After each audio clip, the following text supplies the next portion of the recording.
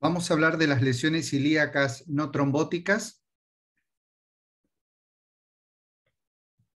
Existen compresiones a nivel abdominal de las venas ilíacas, tanto del lado derecho como del lado izquierdo. Raju justamente planteó que existen la tipo 1, dada por la arteria mesentérica, por la arteria ilíaca primitiva derecha, sobre la vena ilíaca primitiva izquierda. La tipo 2, dada por la arteria hipogástrica izquierda, sobre la vena ilíaca primitiva izquierda, casi en la unión de la ilíaca externa. La tipo 3 es derecha, dada por la arteria ilíaca primitiva derecha sobre la vena ilíaca primitiva derecha. La tipo 4, dada por la arteria hipogástrica derecha sobre la vena ilíaca primitiva derecha. Y la tipo 5, dado fundamentalmente a nivel inguinal. Esas compresiones a largo plazo pueden generar o pueden determinar signos de éstasis, hipertensión venosa. En forma compensadora se genera circulación colateral que puede derivar hacia región lumbar o hacia región pélvica, y son situaciones que normalmente se dan del 30 al 60% de la población, fundamentalmente en pacientes delgados, y que ante determinadas circunstancias, como ser reposo prolongado o una cirugía ginecológica, o pacientes con antecedente de ingesta de anticonceptivos o de trombofilia o embarazo, se genera la trombosis y la oclusión. De allí la importancia del diagnóstico de estas lesiones no trombóticas, que son potencialmente trombóticas y embolizantes. La tomografía juega un papel importante en estos pacientes, en tanto que ante la sospecha de un signo de Nutcracker, un síndrome de May-Tyner, o también llamada lesión ilíaca no trombótica, debemos pedir una tomografía o una resonancia donde se puede ver esa compresión. Y por ejemplo, acá se puede ver una compresión tipo 2, dada por la arteria hipogástrica izquierda sobre la vena ilíaca primitiva izquierda. También hacemos un estudio de visión tridimensional, donde vemos justamente en 360 grados la compresión y todas las vías derivativas, y también nos orienta, cuando hacemos una terapéutica endovascular, el posicionamiento del stent. Esta es la imagen característica de un síndrome de May-Tyner o de lesión ilíaca no trombótica, donde se puede ver la compresión. Ahí se ve perfectamente el pasaje de la vena ilíaca primitiva sobre la vena, sobre la arteria, y van a ver la compresión que existe entre el cuerpo vertebral y las ramas de la ilíaca sobre la vena primitiva. Se generan vías derivativas, en este caso la vena iliolumbar, y una inversión de flujo por la vena hipogástrica y presacras. Otro paciente de 43 años, multípara, con dolor pélvico y lumbar bajo, dispareunia, edema de miembro inferior izquierdo vespertino, cierto grado de claudicación venosa, 2 cirugías de varices. La ecografía mostraba flujo derivativo de izquierda a derecha, hiperflujo que desaparece con maniobra de Valsalva y congestión pélvica secundaria. La tomografía también certificó la compresión, ahí se ve la compresión, y la congestión pélvica secundaria. Entonces, radiológicamente se vio la derivación ileolumbar, la derivación e inversión de flujo presacro. Había insuficiencia de la vena obturatriz derecha, que fue embolizada. La vena gonadal izquierda también insuficiente, que fue embolizada. Pasamos la obstrucción o la estenosis, fundamentalmente con guías y catéteres hidrofílicos. Lo pasamos posteriormente con una guía tipo Amplax, angioplastía con balón de diámetros progresivos, y posteriormente hicimos un testeo para posicionar el stent y realizamos la liberación del stent dedicado a vena, en este caso un stent abre, y posteriormente la impactación del stent. Fíjense que previamente lo que se veía y posteriormente cómo desapareció totalmente la colateralidad, restituyendo el eje femoral iliocavo. El control tomográfico muestra perfectamente bien el stent normoinserto sin signos de complicación. Estas lesiones ilíacas no trombóticas pueden transformarse en lesiones ilíacas trombóticas agudas, subagudas o crónicas y generar a largo plazo lo que se llama síndrome postrombótico. ¿Cuál es la historia natural de la trombosis venosa profunda? Una posibilidad de tromboembolismo pulmonar en el 10% de los casos, en trombosis ilíacas, síndrome postrombótico, trombosis venosa recurrente o que el paciente quede sin secuelas, que es lo menos frecuente. Existen diferentes técnicas para realizar la tromboaspiración de los pacientes en efecto agudo, solamente en los casos de trombosis ilio-femoral poplitea, con signos de flegmasia alba dolens, flegmasia cerulea dolens y en cierta medida signos de compromiso de extremidad. Entonces podemos utilizar dispositivos como el Ecosonic, el Angiojet, el Penumbra, el Aspiré, el Aspirex y el Cleaner. Son todos los que tenemos disponibles en el mercado. Este es un caso clínico de una mujer de 32 años, puérpera, con trombosis del eje ilíaco femoral popliteo izquierdo poscesárea, signos de flegmasia alba dolens, impotencia funcional, edema severo en miembro inferior izquierdo. Esta paciente había tenido una cesárea y a los pocos días comenzó con este cuadro. Signos de esa flegmasia, tuvimos que hacer un abordaje femoral, abordaje popliteo en decúbito prono, hicimos la flebografía y se ve la oclusión de la vena ilíaca, la oclusión de la vena femoral, oclusión hasta la cava. Procedimos a hacer una trombectomía con dispositivo, en este caso de Aspirex. No pudimos hacer trombolítico por antecedente cesárea reciente. Esto nos permite tromboaspirar en forma mecánica, romper esos coágulos y aspirarlos. Angioplastía con balón de algunos sitios de compresión, implante de stent, en este caso un stent dedicado a vena, combinamos un stent dedicado a vena 18 por 150 y un wall stent distal de 16 por 90. Y fíjense el resultado final, cómo se restituye el eje femoral popliteo, femoral ilíaco cavo. Control a los 3 meses, donde se ve perfectamente este normo inserto sin complicaciones. ¿Cuál es la estrategia en el abordaje del síndrome postrombótico? Entonces, como hemos dicho, tenemos el evento de la compresión ilíaca no trombótica, que ante determinadas circunstancias puede generar una trombosis, y otra situación es la secuela de la trombosis, el paciente que recibió tratamiento anticoagulante y no en trombosis extensa y no se recuperó. Entonces, es importante evaluar el momento que vamos a tratar a este paciente, realizar un buen ecodoppler para ver dónde vamos a abordar al paciente, flebografía ascendente, descendente, angiotomografía con reconstrucción tridimensional, detalles técnicos, evaluar el inflow, el outflow, qué guías y catéteres, qué balones vamos a usar, qué tipo de stent, diámetros, longitudes, técnicas de reconstrucción adaptadas, posición del stent adecuado y sobre todo que el paciente tiene que quedar anticoagulado, antiagregado, analgesia adecuada, movilización temprana. Hay una clasificación presentada por Haley donde justamente presentaba la tipo 1 cuando había una estenosis, una lesión no trombótica, la tipo 2 cuando comprometía la ilíaca, la tipo 3 cuando compromete justamente hasta la cámara femoral, ilíaca femoral, y todos estos casos se resuelve por vía endovascular. El problema, que es lo más frecuente en el 50% de los casos, es cuando tenemos compromiso de la vena femoral también, todo el eje ilíaco femoral, antiguamente llamada femoral superficial, o cuando compromete también la cámara femoral y la femoral profunda, o cuando compromete cámara femoral, femoral profunda, femoral e ilíaca, que son los casos más complejos donde muchas veces tenemos que combinar lo endovascular con procedimientos híbridos.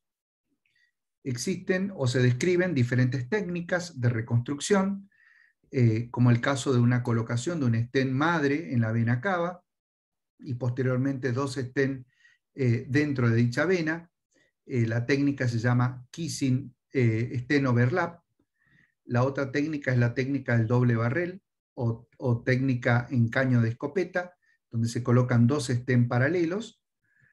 La otra es la de el piercing o stent fenestrado, donde se coloca un stent madre en la cava y ingresamos por uno de los orificios del stent, los strap, dilatamos y colocamos el segundo stent.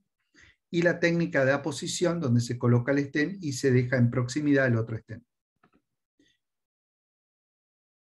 Con el tiempo, ante un cuadro compresivo postrombótico, se generan vías derivativas.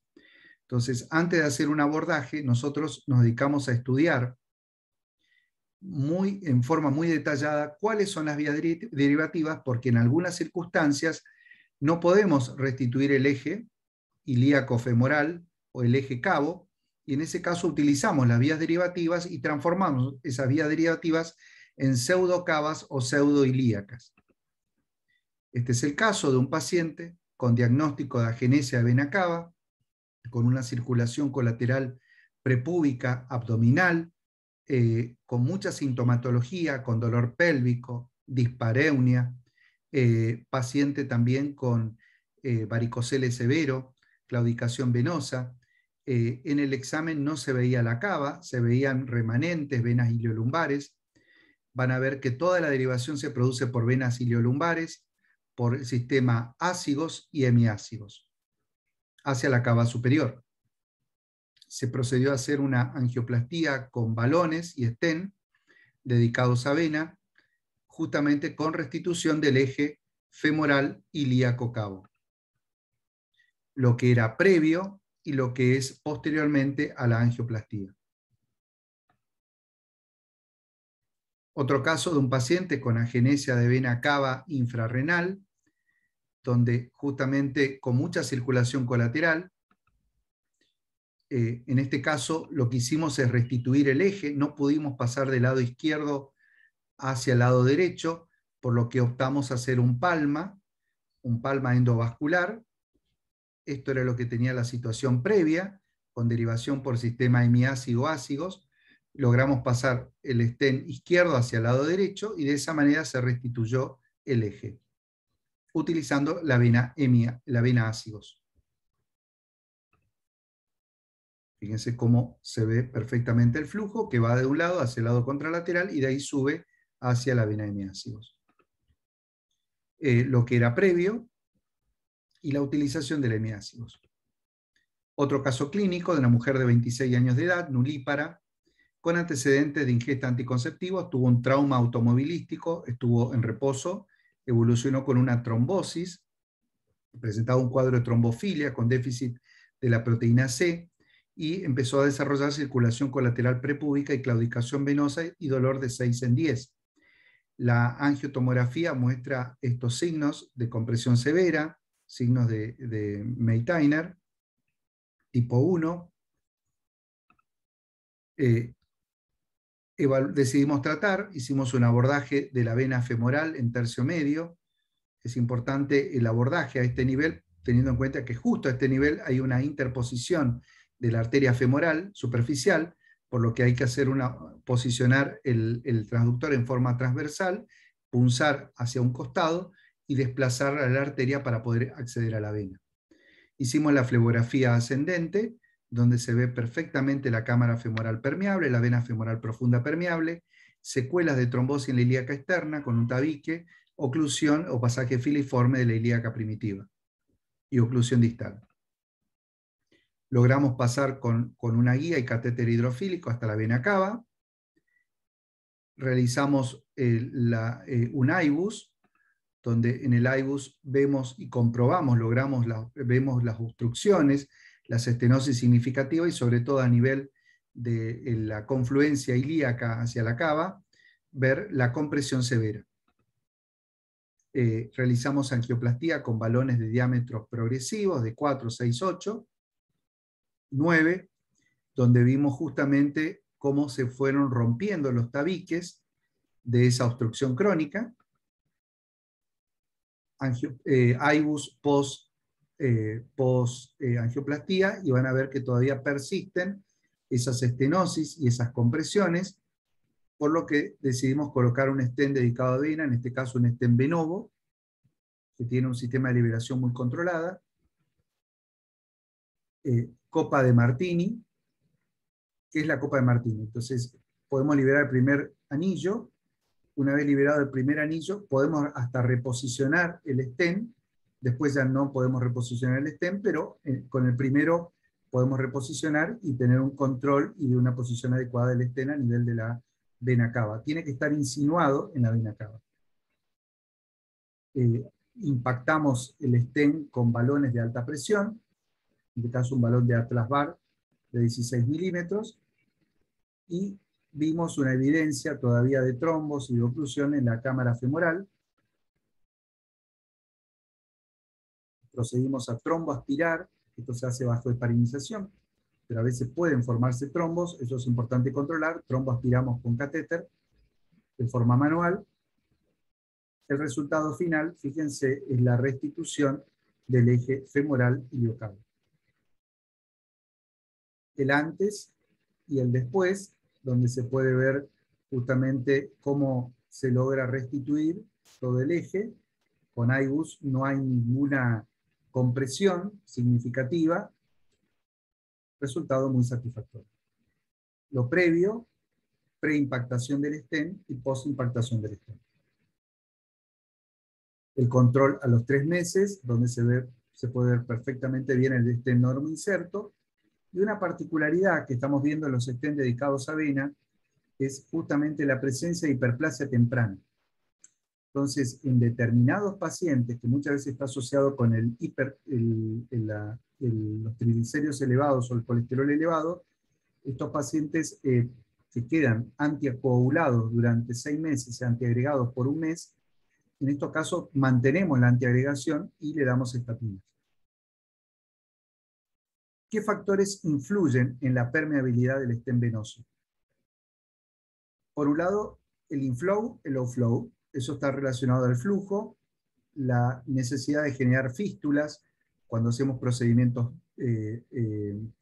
combinados, y trabajar sobre la bomba muscular, estimular a los ejercicios, la movilización temprana de los pacientes. Hay factores técnicos, el tipo de stent que utilizamos, longitud, que cubran todos los sitios de compresión, enfermedad residual no resuelta, fractura del stent, migración del stent, y factores hematológicos, ya sea la presencia de trombofilias, que el paciente cumpla en forma estricta la anticoagulación, la antiagregación, un esquema adecuado. Vamos a plantear algunas situaciones o tips, situaciones particulares, que es importante analizar cuando hacemos stenting venoso. ¿Dónde vamos a ubicar el stent proximal y distal? La combinación de stents, si es posible o no. ¿Qué hacemos ante un mal inflow? Imposibilidad de atravesar la obstrucción, ausencia de fibrosis o ausencia de vena, uso de venas alternativas en la restitución del eje y técnicas híbridas. Con respecto a los abordajes, podemos hacer un abordaje de la safena menor para poder acceder a la vena femoral o la vena poplitea, cuando es difícil, cuando hay mucho edema y es difícil la punción. Abordaje de safena magna cuando sabemos que la cámara femoral está bien. Abordaje de la vena femoral en tercio medio, que es lo ideal, o de la femoral profunda cuando no tenemos vena femoral. Esos serían los sitios más frecuentes. También podemos hacer un abordaje yugular interno cuando no podemos acceder de abajo, por ejemplo, en una oclusión del stent distal. En este caso vinimos desde arriba y es más fácil posicionar el stent en la vena femoral profunda. Abordaje de la vena femoral profunda a través de una vena perforante. Entonces, eso también es interesante, cómo podemos acceder a la vena femoral profunda. Fíjense, por esta vena perforante accedemos a la femoral profunda. Ubicación del stent proximal. Esto es muy importante cuando hablamos de angioplastías ilíacas. Al haber una compresión, el stent debe estar ubicado a menos de 2 centímetros de lo que sería la apófisis espinosa. Este es un concepto que yo no estoy de acuerdo, y nuestro grupo de trabajo tampoco, y esto lo hemos evaluado. Existen una variedad de bifurcaciones ilíacas, bifurcaciones aórticas, donde la compresión se puede dar a este nivel, en cava, en ilíaca, en el otro lado. Todo depende de la bifurcación alta o baja de la aorta. Y esto lo vemos en los abordajes de columna, ya que nosotros hacemos también abordaje de columna, donde podemos ver todas las variantes anatómicas que podemos presentar en aorta y en venas cavas y en venas ilíacas. Entonces, lo más importante es por radiología, por ecografía y tomografía y por IBUS determinar el sitio exacto. Por lo tanto, muchas veces por radiología nos guiamos de dónde vamos a posicionar el stent, pero muchas veces por una variante anatómica tenemos que colocarlo un poco más adentro en la cava. Lo ideal sería que esté en posición 1, en posición 3, perdón, en posición 1, perdón, donde el stent está insinuado en la vena cava. En algunas situaciones tenemos que dejar en posición 2, ¿por qué? Porque justamente hay una variante anatómica que nos limita al cuadro, y en posición 3 el elevado riesgo de trombosis, es casi un 30%. No debe comprimir el lado contralateral. Con respecto a cuando hay determinados, se está desarrollando algunos stent, donde generalmente los stent se liberan de forma distal hacia proximal, en tanto que hay otros stent que liberan al revés, de proximal hacia distal. Entonces, eso permite muchas veces posicionar adecuadamente el stent a nivel de la cava y luego liberarlo hacia forma distal. Entonces, estos stent todavía no están en circulación en nuestro país.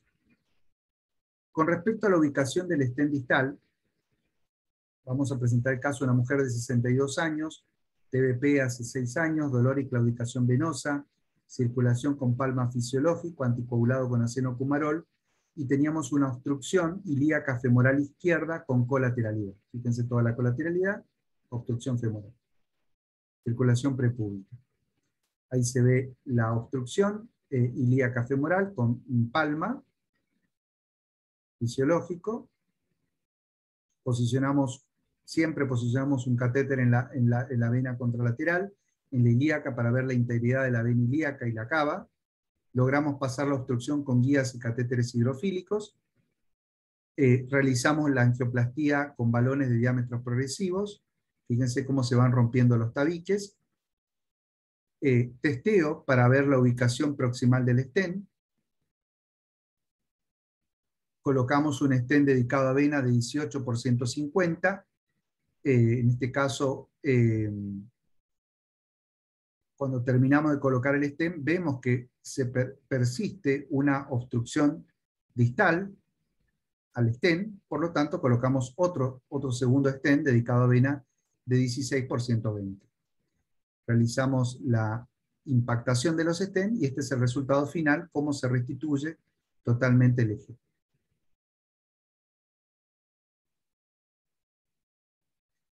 Los stents dedicados a vena a nivel del sector infrainguinal. Entonces, la mayoría de los postrombóticos tienen compromiso de la cámara femoral, en nuestra experiencia. Por lo tanto, los stents se ubican en un sector infrainguinal. Cuando son dedicados a vena, inclusive hasta el ball stent, tienen una elevada permeabilidad, pero la permeabilidad no depende de la ubicación del stent infrainguinal, sino del adecuado inflow o flow, de cubrir toda la extensión de la lesión y de la anticoagulación y la antiagregación adecuada. Esos son los factores que hacen que un stent se mantenga permeable. Y uno de los grandes problemas es el inflow.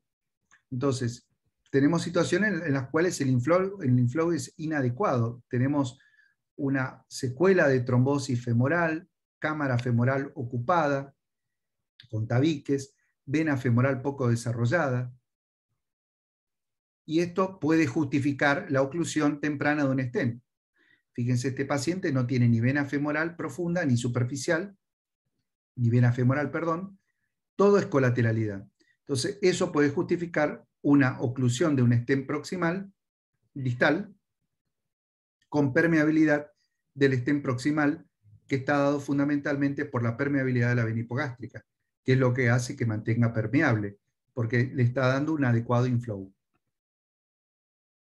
Varón de 23 años, otro caso, con antecedente de trombosis venosa profunda hace 4 años, trombofilia, anticoagulado inicialmente con acenocumarol, actualmente está con rivaroxaban, y tenía el ecodoppler y la TAC, una trombosis parcialmente recanalizada de vena ilíaca, femoral, hipoplitia izquierda. Ahí se ve justamente la secuela, la compresión severa, dada por la ilíaca sobre la vena ilíaca, y la colateralidad prepúbica. Mal inflow.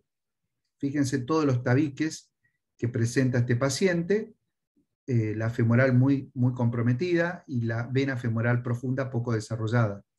Entonces, en este caso, nos vimos obligados a realizar una angioplastía de la vena femoral, antiguamente femoral superficial. Quizás no sea lo ideal, porque a este nivel no podemos colocar stent. Tenemos algunos casos que hemos colocado stent, todavía siguen permeables, en otros se ocluyen. Entonces, se trata de no colocar stent a nivel de la femoral, por debajo de la cámara femoral. Acá se hace la angioplastía, se rompen los tabiques y tenemos que mejorar el inflow del paciente. Entonces, colocamos el stent dedicado a vena, colocamos un segundo stent distal, un proximal de 16 por 140 y un distal de 14-140. Realizamos la impactación y vimos el resultado final, cómo se restituye todo el eje, mejorando el inflow y asegurando una adecuada permeabilidad del stent. Otro caso clínico de una mujer de 24 años de edad con antecedente de trombosis del eje izquierdo, dolor, dispareunia y síndrome de congestión pélvica secundario, un Villalta de 12, donde justamente se puede ver la circulación prepúbica, la congestión pélvica secundaria, flebografía ascendente, donde se puede ver también los tabiques, la colateralidad prepúbica, como va hacia el lado contralateral, y la obstrucción ilíaca hasta la cava. Logramos pasar la obstrucción, se hicieron angioplastía con balones de diámetro progresivo, y fíjense el resultado post angioplastía con balón, cómo ya se logra visualizar la vena ilíaca. Liberación de un stent proximal, 16 por 150, un stent distal, wall stent, proximal dedicado a vena. Acá combinamos stent distal, proximales dedicado a vena de alta fuerza radial, con un distal también de fuerza radial, pero no dedicado a vena. La impactación del stent y el resultado. Restitución total del eje, con permeabilidad alejada del paciente y desaparición de la sintomatología. Oclusión total de la vena ilíaca primitiva y externa, con una derivación tipo palma. Fíjense, mal inflow. Logramos pasar la obstrucción, hicimos un IBUS post-angioplastía, donde se ven todavía las compresiones. Resultado final de angioplastía con implante de stent dedicados a vena, un proximal abre, un distal wall stent, cómo se ve perfectamente la permeabilidad y la falta de compresión por IBUS. Otro caso clínico de una mujer, también con obstrucción de la ilíaca externa y de la cámara femoral. No se ve, ahí se hizo el IBUS, donde se ven las compresiones, signos de Meitner significativos. No logramos pasar la obstrucción por la cámara femoral y utilizamos una vena colateral, una vía derivativa, que se conectaba proximalmente con la vena ilíaca. Entonces transformamos esa vena, esa vía derivativa, en vena femoral. Entonces a veces podemos utilizar esas venas y nos permiten de esa manera resolver todas las complicaciones que podemos presentar. Cuando no pasamos por la vena original, podemos utilizar una vía alternativa. Y el IBUS demuestra el resultado satisfactorio. Cuando directamente no podemos utilizar, no podemos atravesar la obstrucción, no podemos utilizar una vía derivativa, podemos utilizar las técnicas híbridas, cuando se combinan tanto los procedimientos endovasculares con los procedimientos abiertos. Y este es el caso de un paciente con antecedente de trombosis del eje derecho. Fíjense, ahí se ve la oclusión de la vena femoral. ilíaca externa. Vamos a repasar esta imagen. Ahí se ve perfectamente la falta de un segmento de vena. Entonces, por tomografía no se veía ese segmento. Decidimos hacer un abordaje y nos encontramos con una fibrosis y desaparición de la vena femoral. Entonces, ¿qué hicimos? Un bypass venoso femoral ilíaco con interposición venosa, con parche, para ampliar el diámetro, y posteriormente procedimos a hacer un procedimiento endovascular de colocación de stent, y fíjense el resultado de la técnica de angioplastía asociado a stenting.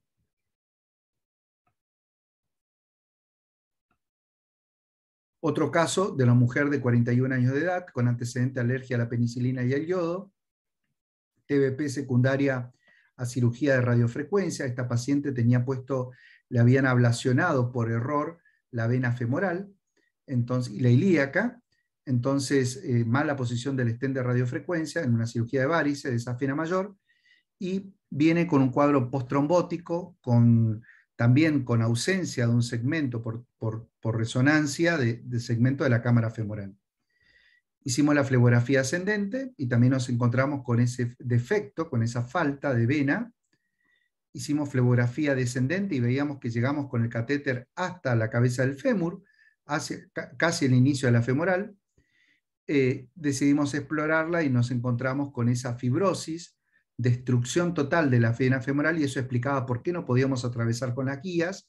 Hicimos una interposición protésica con una prótesis de 14 y hicimos una fístula arteriovenosa protésica milimetrada con prótesis anillada de 5 milímetros. Entonces, ahí está la combinación de lo que sería la interposición protésica más la fístula, y posteriormente el implante del stent dedicado a vena, resolviendo a nivel proximal. ¿Cuáles son las indicaciones post-stenting?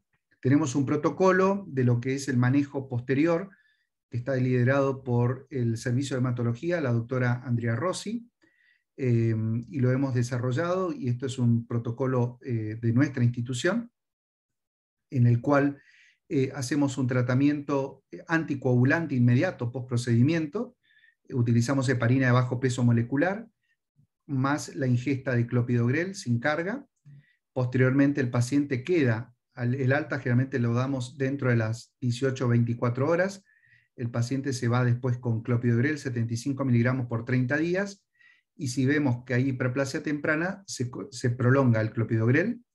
Tratamiento anticoagulante con heparina bajo peso molecular, o rivaroxaban, apixaban o acenocumarol, de acuerdo al esquema. Habitualmente utilizamos los DOACs, que son durante 3 meses en las lesiones ilíacas no trombóticas y en 6 meses en pacientes con lesiones ilíacas trombóticas, o tratamiento prolongado en pacientes con trombofilia o cuestiones técnicas. Es importante el seguimiento de los stent dedicados a vena, del stenting venoso.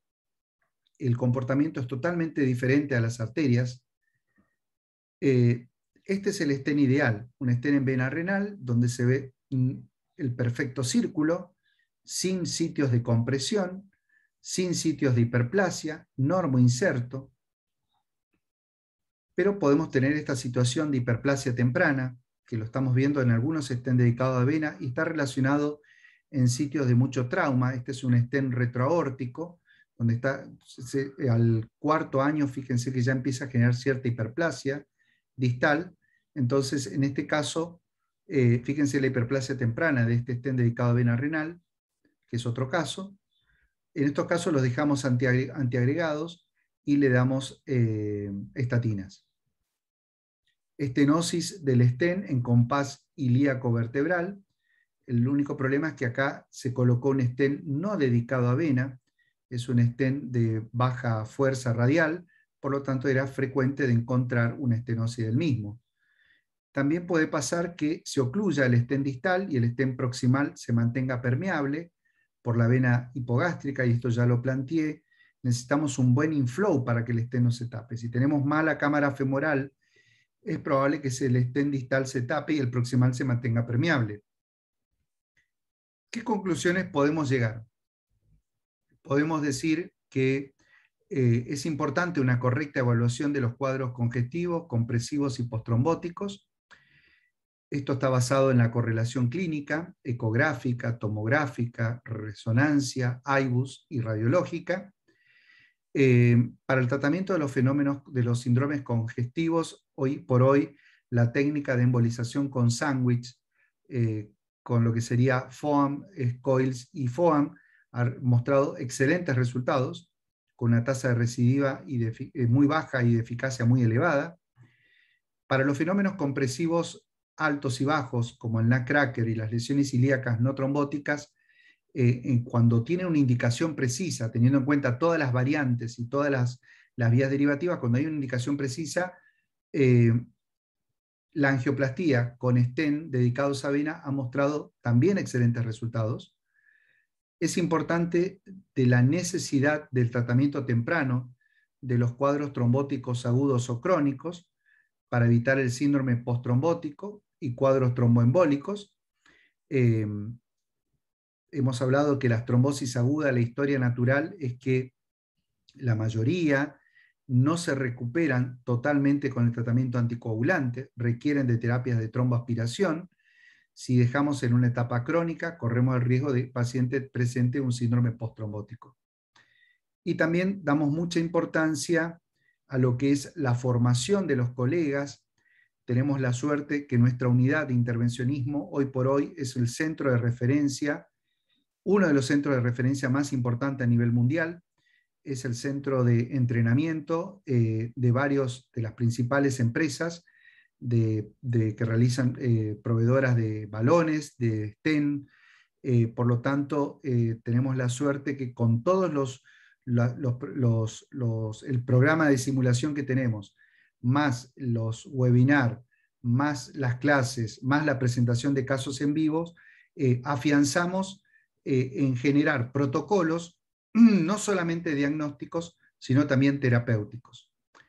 Esto lo que valoramos también dentro de la unidad es el manejo multi e interdisciplinario.